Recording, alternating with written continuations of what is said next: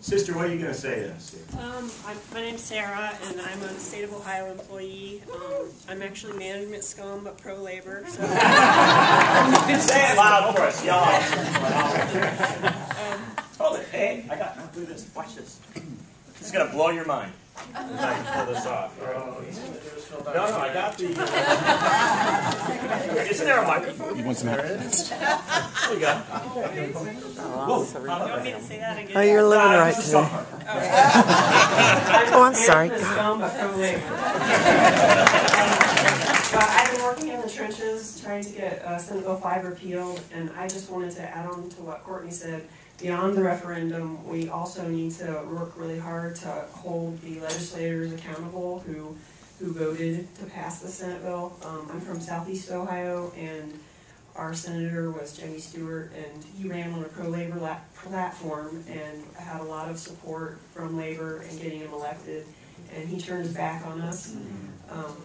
And we, a group of about 5 of my friends decided that this billboard that he had his advertisement up on, that we wanted to take it over. So we raised money, about 20 people collectively raised money to put up a billboard that basically was reminding him every day on his way to work that he betrayed working families in Ohio and that we were not going to forget in 2012.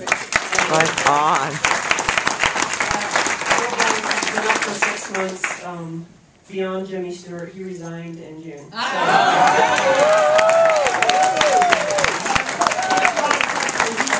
20 people can make a difference having a billboard. And even just to go off of that, you know, we saw that all over the state. You know, Senator Gilmore, she had said she was going to vote against Senate Bill 5, but then they gave her a raise, they gave her a spot in leadership, and all of a sudden she's voting against us, right? So you're exactly right. We have to hold our legislators accountable. And to go back to the social media, that was something that we definitely saw with We Are Ohio.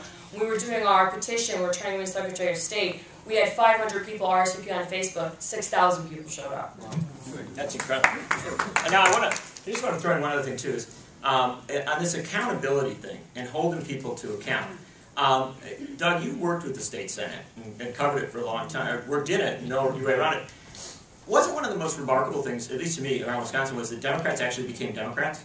Yeah. The power of that they took a stand, which was not an easy thing to do. I mean, walking out of the state and leaving your family on a moment's notice, and I mean, understand you know, these are not all 20-something, 30-somethings. They're state senators. I mean, I think, how old is Fred? 84. Yeah, 84 years old. He joined the legislature when Eisenhower was president. Right. He's the president of the Senate, longest-serving president of the Senate in the nation's history. And so, I mean, this was a great personal sacrifice. But they were given the strength to do that by what was going on in the streets. But then the critical thing was that because they supported us, we supported them.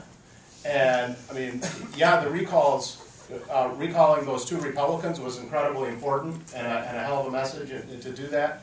But re-electing those 3 to say, look, you all can take this stand again, and we got your back. I mean, that is a hell of an important message. But inside of that is a huge message about accountability. You know, in this same phase of August 9th and August 16th, there were 2 that were removed from office. That's right. I got lots of people with hands, and I love that. I want to bring in somebody who doesn't have her hand up but should. My sister in the 1, 2, 3, 4th row in there, because we've just been talking about social media, linking things up. And here is somebody sitting here on her phone and coming up with activist agenda right here. I love this. I'm Sharon from Phoenix, Arizona, and I'm inviting... And by the way, anybody from Arizona who is on the left deserves a round of applause.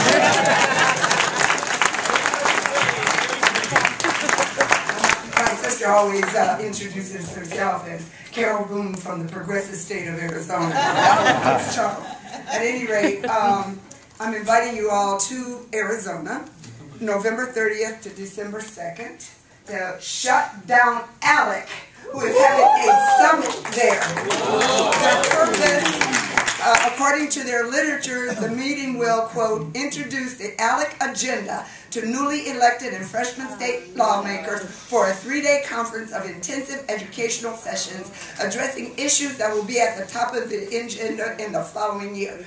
Let's shut it down. Right on. What are you going to throw in for us? Stand up there. Say this right there. What are you going to tell us here? I'm a state legislator from New Hampshire. And New Hampshire, you guys are fighting the next stage of this battle. Let me get you that microphone because this is important to everybody here. You're fighting the real world. It's the next stage of labor battle there. We may have a Democratic governor. However, our legislature, we Democrats are outnumbered 3-1. 300 Republicans, Libertarians, John Birchers to 100 Democrats. Wow. And so what ALEC has done, all the bills you were talking about, the voter ID, the labor laws, the shutting down of schools, were passed in our state. And what we are struggling right now to do, because our governor at least vetoed them, but they have an overwhelming majority there, so they can override any veto. And our Speaker of the House sits there and pulls stunts like calling emergency meetings now to vote on veto sessions or not vote on veto sessions. And he counts how many Democrats are there. And if he thinks that there are some of his Republicans that might join us, he cancels. Yeah, it's really very, very bad. So ALEC has succeeded everywhere in our state. Yes, let's shut it down. All right. Let me keep this on for 1 second. They are fighting the next stage of this battle. I thought you were going to throw this in too. They're trying to pass a right-to-work law. They're trying to take away basic labor rights for private sector as well as public sector. That's right. And that's the governor's veto bill right now that the speaker's playing games with. Because this is the one bill, the one veto that we may have a chance of sustaining. But the speaker is so afraid that we will sustain it that he won't bring it forward. And we suspect that he will have something like on Christmas Eve call us in. Yeah. So that he can don't stay here in Washington too long. You might they keep track of us on where we are at any time. So if there are enough Democrats missing, that he will call it forward. Thank you. This is Marsha Moody, and Marsha wrote up articles before ALEC exposed, telling New Hampshireites about how ALEC was passing and writing their bills. She has been an absolute activist champion legislator.